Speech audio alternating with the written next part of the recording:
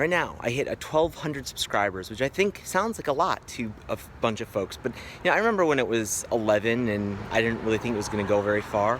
But man, the people I look up to, like the Casey Neistats, who have 6.5 million followers, what are the odds I'm going to ever get that far?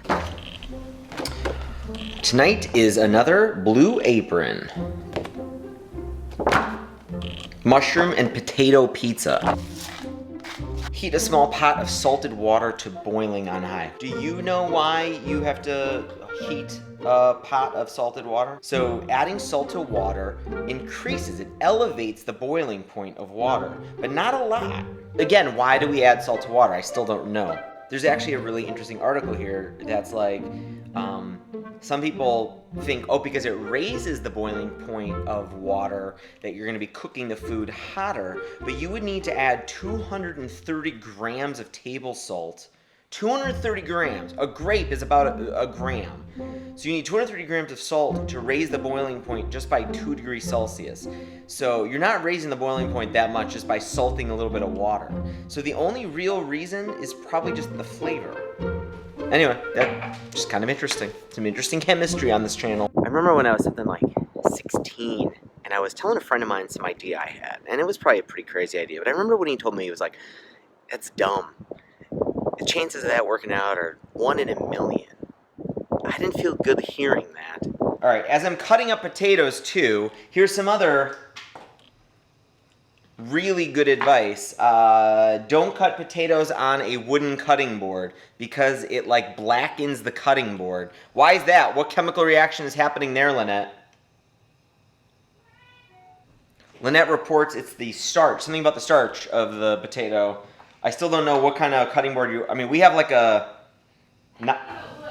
anything but wood. It dawned on me, if this idea I had was truly a 1 in a million kind of opportunity, I just need 1 million of these ideas. Tupperware is constantly falling out. More Tupperware just fell out. I have a problem with our Tupperware situation. It's a point of conflict in this house. You want drama? Our Tupperware situation is drama. I would like to throw it all away and start over again. What do you think? Fix it. I will fix it, but my fix is throwing it all away, and then I'm going to buy new stuff that is all uniform and has new lids. It does make tons of sense. What do you think, right? It does make sense. Here, number one, if we throw it all away and replace it, we can buy lids that all fit, and there will not be a bunch of Tupperware that when you try to put something in it, it doesn't fit. We have lids that fit the majority of the Tupperware. Yeah, but good luck playing that game. And we have a bunch of Tupperware in here that belongs to other people from like years ago that really just needs to go in the garbage because it's never going to get back into the true owner's hands because guess what? They don't want it either. They've gone and probably replaced all their Tupperware too. Or we could just go through it and figure out what's good and what's not. You agree with me, right? Right?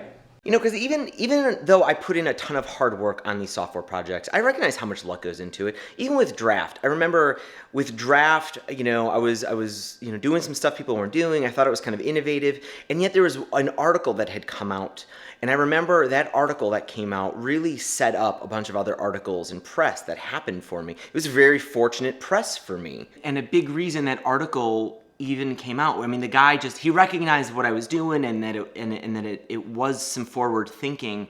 But if that guy hadn't written the article, I don't know. I don't think it's very possible Draft wouldn't have gotten in as many hands. It's possible I wouldn't even be where I am today because Draft was a big stepping stone to where I am with Highrise. And imagine if that guy who wrote that article was having a bad day, or he woke up hungry or upset, he didn't get enough sleep, and he decided, when he was talking to me on the phone about what I was doing with Draft, interviewing me, he had a different feeling and just decided to write me off and not do the article. Things would have turned out pretty differently. My favorite piece of cooking advice, and it's really basic, actually comes from Rachel Ray, and it's use a garbage bowl. I don't know why this is just so simple, but it's really effective. So I just have a Tupperware bowl here that collects garbage, like here's a mushroom container. I have more to say about the Tupperware thing. Oh my gosh, she's back and she's good. Okay. Here, you want drama? Here it is. I know that this needs needs to go Go on the ahead, blog. do it. But No. I fixed it. Didn't I fix it? You did. You made it so much better. It's so much better than it was a decade ago. And I fixed it like a year ago, and it was great. Yes. And then we kept getting containers that we brought home with us. Or And- losing stuff somehow, like leaving stuff at other people's places. Potentially. But I think mostly it's that we got other containers that we brought into the house, and I would set them out to give them back. And then what would you do? I don't know, something. What would I do? What would I do? Probably something really great and smart. Like put them away. Oh, I might put them away because the stuff just hangs out for like 6 months until we see your parents again. Uh-huh. How is this my... okay, I see where this is going. But we don't have a ton of room. We need like some other location for this stuff then. We need our own like storage locker for other people's Tupperware. I'm not saying I'm the innocent one here. This isn't like a, hey, you did this, but we need to improve our Tupperware situation.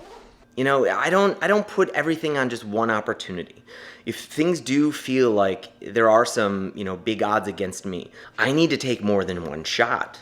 So off camera, you missed this convo. We're making pizza tonight, and I have a hard time doing pizza dough for some reason. And Lynette says she's gonna withhold helping me with the pizza because she doesn't like where our Tupperware conversations go.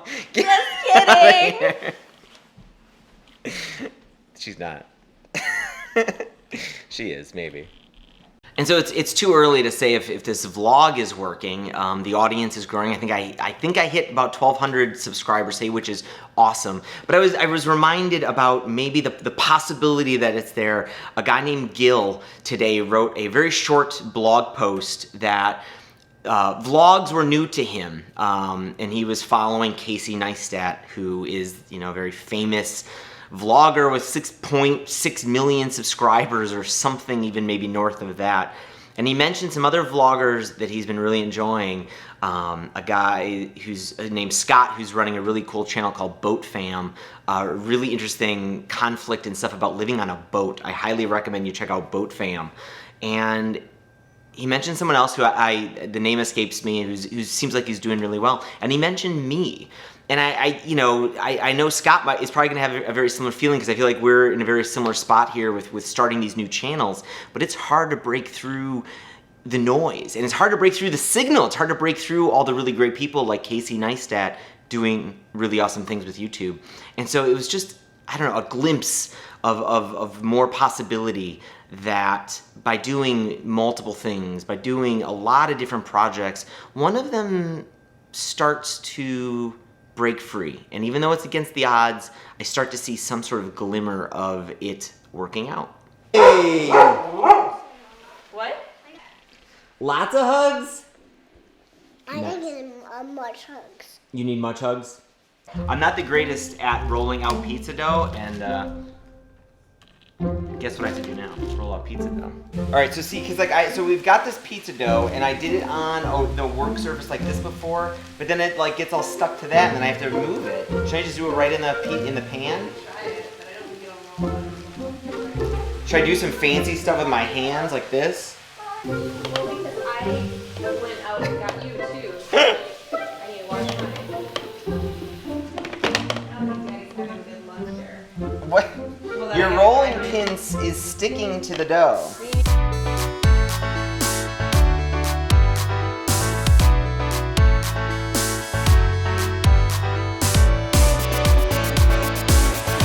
When I talk about the odds stacked against me, believe me, I realize the privilege that I have. I am not talking about, I grew up with a very caring family. I have gotten a great education. I have had opportunity after opportunity given to me. So I do not think the difficulties I talk about are the difficulties that so many people suffer from, that I need to do a better job of helping. But I do think a lot of people are in this position and we're struggling creatively, we're struggling with building our own businesses, and we take these opportunities and we try something and it doesn't work out, or we try something and the odds just look like they are stacked against us. Look at this beautiful pizza.